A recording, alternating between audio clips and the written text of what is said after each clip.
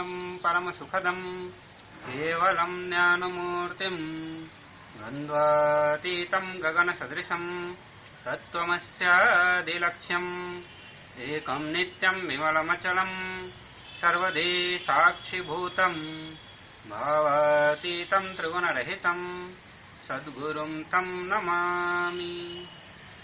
Nithyanandam. I welcome all of you. My name is Sri Ramanatha Maharaj and I am a Bhautika Brahmachari of His Holiness Paramahamsa Nithyananda Swami. Today I will be talking about why did I take sannyas. I have been thinking a long time also. I come across this question much more than any question I generally come across. Whenever people see me, you can tell me why did you take this sannyas.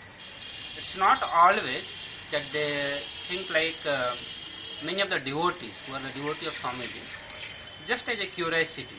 They want me to share means what shift in me, what was there in me which made me take sannyas. So I'll be sharing how gradually the things changed in me and how actually I started from a normal life, living a samsari life, to taking a decision to live a sannyas life, which I could not believe even. When I was in 9th standard, 10th standard, or in the 12th standard, and when I went to IIT till first year, second year, third year, I could not even imagine. If I look back, means sannyas word itself was not at all existing. What about sannyas? Even the God word was not existing. I used to live in front of a temple. My Purvashram house was in front of the temple. But I will not visit the temple for the sake of doing puja. I will visit the temple for the sake of having prasad, but not for the puja. So you can see like how much change happened, even I could not believe. But what actually happened, I myself was just like the other common man, how they will have the life living with the family and watching the movies, going to the parties, just sitting and talking long, means all the common things that we generally person living in the samsaric or grihastha life does. Exactly same. There was not a difference. Like I used to be away from the society, living alone or living separate, or too much reading the books of a guru or sannyasi. Nothing like that was there. There was only one thing in me which I can say took me slowly, where I get introduced to the sannyas, and that was actually in me, I can say, my feeling towards the society. Somewhere inside I used to feel a feeling where I want to change the lifestyle of a society. Means so much of poverty and so much of like the suffering that human beings are going through. If you look at the statistics in the India or in especially I will talk about the India because I have not much explored about the world, the situation of the world. So in India I will see so many poor people around me. The kind of life they are living. They will earn like 30 rupees, 40 rupees, 10 rupees, 20 rupees a day, and they will be running their family. So it will really cause some pain in me that I want to transform the society. I want to make some change in the society where the people don't go through all these things. And then with this thing itself, it came in me like, let's give education to the people. The first thing when I was looking at how those things can be solved. So many people, almost all the people living in the society, they talk the proper education needs to be given to everybody so that they can make their life better. So I started exploring how education can actually improve the lifestyle of the people. So I visited few NGOs. I remember one NGO, a club there. I started visiting. And there what happened with me, that I got into the habit of reading books. The books was not about the spirituality or religion or whatever like that, or about some guru or some motivational. It was all about the education. But I got the habit of reading the book. which was one of the transformation that I went through in me, because I didn't have this habit of reading the book. I literally hate reading the book. The moment I'll take the book, I'll fall asleep. That was in me. But suddenly, just because I had I got this habit of reading the book, once I was visiting the bookshop to buy a course-related book. I saw the book by Paramahamsa Yogananda Swami. I bought that book and I started reading. So that book still was not something which put me or put the seed of Sannyas in me. That book did not put that seed. But obviously I started looking towards one field called spirituality. That there exists something in this thing also. There is something called a religion, God exists, or these things exist. Certain things I need to explore. At that time I can say I was a Gandhi. I used to follow Gandhi, I used to live Gandhi, his philosophy. I was so much in depth of that even in IIT I won't bother about wearing the khadi dresses, not having pizza, not having non-veg, speaking the truth, and all those habits started coming in. I was so depth in that. But somewhere I still was not very much comfortable with the solutions that was being given by all of them. Still, now in me, the feeling was becoming more and more stronger as I was reading the history of the India. With the Gandhi, the one thing that started in me, I started reading about the history of the India. I read so much about the history of India. At that time, Baba Ramdev was also a Bharat Swaviman Andolan, a movement he was carrying, which also provoked, because he will talk so much about the history. So I also started reading more about the history. What I got to read about the history of India, it pained so much in me. So much of suffering the human beings are going through. The almost like 1400 years of Muslim invasion, along with that the Portuguese, the French, then the Britishers, so much of brutality, so much of the cunning strategy to torture the people, But one thing that I got to know, that India was so rich. Only a rich country, a rich culture will be invaded by somebody. Nobody goes and invade the poor people. You only take the slave. You can only make slave out of the poor people, but you will never go to invade them, never loot them. It's very easy to know. If you read any history book, you know that so many of the Britishers and the Muslims invaded countries to loot the country.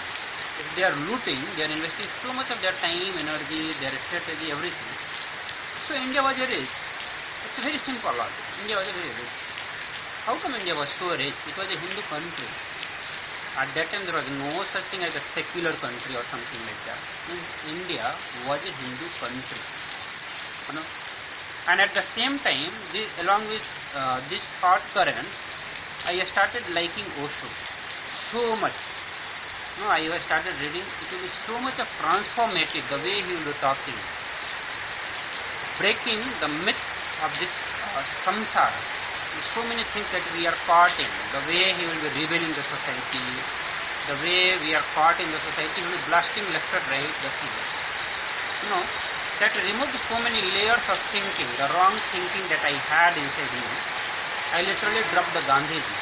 I felt really it was a burden on me. I removed that part. I'm not so relaxed. And then I can say I met Paramahamsa Nithyananda Swami. So knowing about his teaching actually gave me so much of idea how the poverty or the problem that samsara is facing can actually be removed. It's not that doing some sort of social service, giving some food, giving some sort of education that we have as of now, or distributing the money, or distributing the food, or distributing the clothes, or distributing this and that. Actually, that does not help a lot. Or even if you can say that there is a political revolution, last few hundred years, if you look back in the history, there have been so many revolutions, the political revolution, economic revolution, I can say in the field of Islam, those kind of revolution. So much revolution has happened, but still if you see, the poverty has increased, the suffering has increased. Even the so-called rich people, the educated people are not very happy. They live with so much of depression. They are so much used to the drugs. So basically they are not happy. Means there is no solution in the present education system or the present political situations or the present economic situation. But what Swamiji presented to me, the way he will discuss about everything, how the external world can be changed. If you read the history, if you are looking, if you are not the devotee of Paramahamsa Nithyananda, if you are really looking for any kind of change, if you want to bring any change in the society, the kind of solution you get, it's like you have to change the external situation, the external me or external you or external this person to bring the changes. But actually, it's not the external situation which affects the life change or whatever we have. It is actually the internal cognition that we carry inside us is what gets manifested outside. It may look very like non-sensitive, like the poor people or the people who are suffering. It's they who are responsible for their suffering, not the certain external situation.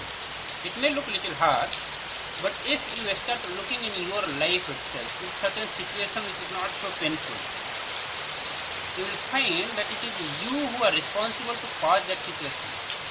And actually it is not that we decide very consciously to have suffering in our life. It is some very small incident in the very young age which has caused a certain amount of pain, and we ourselves associate so much with it, we hold on to so much of it, we go on strengthening it again and again. This cognition will be strengthening, and that is what the way it manifests itself outside as so much of suffering. Once you have the wrong cognition about the life, you go on manifesting more wrong cognition. It's not that you are doing it consciously and you actually want suffering in your life. It is happening unconsciously in you. You are going on doing it, and you manifest so much of wrong thing in your life. So the next came, I experienced all these things when I started looking in how I myself developed the tons of cognition, which was just a childish play, and out of that I developed all those things, so much of suffering. And the best thing, using those techniques, one of the techniques that Bhagavan has given is the science of completion, which helps you changing the cognition that you carry about yourself or about the life or about the other. And the moment you change your cognition about everything else just changes. It doesn't take even like a day or 2 days or a year to change, it just changes. The life manifests in a way how you want. That is the beauty of the science of completion, which gave me so much of relaxation inside me, like I have found a solution how to make the changes in the society. It goes through me. I have to change in me. It's not that I have to change in somebody else. Now when it comes to the changing, I found there are billions of incompletion, or I can say which I can see, realize, not even if I say billion, I say even if I reduce a very lesser amount, obviously it will be like more than 10,000. So much of incompletion you get to know. So what happens?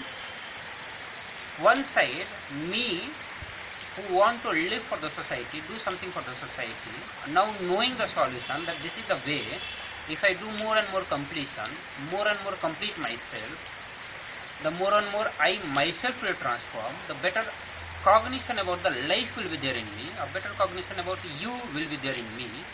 So I'll be able to take the better decision, I'll be able to make a better strategy to change the everything else.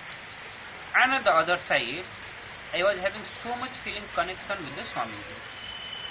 certain way, like my heart was feeling so connected with the Swami. I'll be just seeing him and melting. I would like to watch him. I would like to see him. I would like to think about him. A feeling connection was getting developed more and more. So for the sannyas, this both of the decisions, the both experiences that I am going through played a major role in taking the sannyas. One, when I feel connected so much with him, I started being in love with him. So why to be away with him? If you are in love with somebody, anybody, be it mother, father, brother, sister, or with a girlfriend, you just want to be around them. Just being around them is so much of joy. You don't need anything else. So, one reason that I started falling in love with Swamiji, and another reason I started seeing the solution. So the sannyas is like Guru takes the responsibility for you. If you are not a sannyasi, it is you who, after realizing the solution, you are the one who is going to work on you. And once you take the sannyas, it is the Guru with the enlightened master, an incarnation, a much more evolved being, a much more understanding, a larger perspective over the life. He is the one who takes the responsibility for you. By very simple understanding, we can say that the moment you take the sannyas, you have got a better understanding of you. A person, I can say, you got a person much better than you, much evolved than you, who will be working on you for your purpose. When you take the sannyas, it's not that the Guru adds you in his mission, rather he takes responsibility for your mission. But at the same time, the way you fall in love with him, the way you start feeling so connected with him, so much in love with him, that ultimately his mission, your mission, experiences oneness and you become one with him. The sannyas is not one-sided where even Guru is living for you or you living for the Guru. You both live for only one purpose, one mission, which is actually the best solution for the society, which is the solution. It's not that he is a dry person or he has some other purpose than raising the society or bringing them out of the suffering or pain. Both have the same purpose, and ultimately you realize both of them have the same purpose. So I can say that when it becomes his mission, your mission, oneness, and all the people who are joining them, everyone's mission will be experiencing the oneness, and ultimately you see that you've got so many people around you who are ready to cause your reality. You've got so many people in your life. So this is how the sannyas lifestyle, actually I can say, the fastest lifestyle to fulfill the purpose that you want to live. It can be anything. For me it was to serve the society, to live for the society, and I'll tell some other aspect also why I wanted the sannyas in the further coming the videos. But very much I can say through the whatever I share to you, or you can yourself realize, the sannyas is the one of the fastest way to realize what you want to do, in what way you should be doing. Or this is the way to go to the root of the problem and how in the best way come out of it and give the best solution from the best perspective, from the best cognition, best understanding. So with this, because I am living, I am experiencing, I'll invite all the people who are outside, have the similar vision or mission in their life, the same feeling for the society. Not just the seeker, even the person who wants to live for the society, do good for the society, either in the field of education, field of health, wealth, politics, whatever way you want to contribute to the society, if you are really sincere, I'll strongly recommend all of you, try this lifestyle. This is the best, you will realize this is the best thing you have given to yourself and you have learned. So with this, I thank you all and Nithyananda.